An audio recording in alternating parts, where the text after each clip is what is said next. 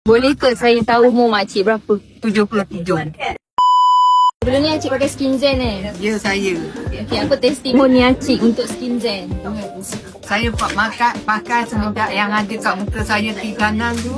Mula besar. Sekarang semenjak saya pakai, alhamdulillah dah makin kurang. Banyak kurang. Saya pakai baru satu, 2 botol lah. Pakai sampai sekarang.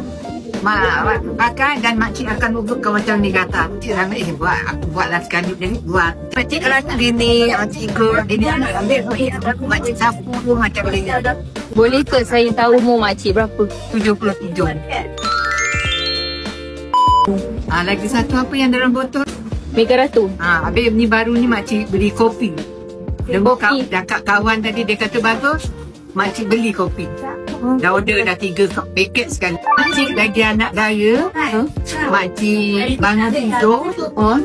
Tak basuh muka, tak berbual gigi.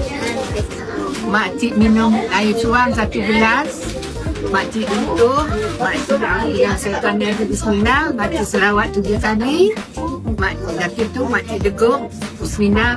Kompor-kompor jelas. Alhamdulillah. Makcik buat lagi sekali 3 kali. Makcik baru habiskan semua. Tanpa heran hari ni. Makan yak bonda ni. Kau tak makcik mampu dekat berapa. Okey, terima kasih Cik bagi testimoni.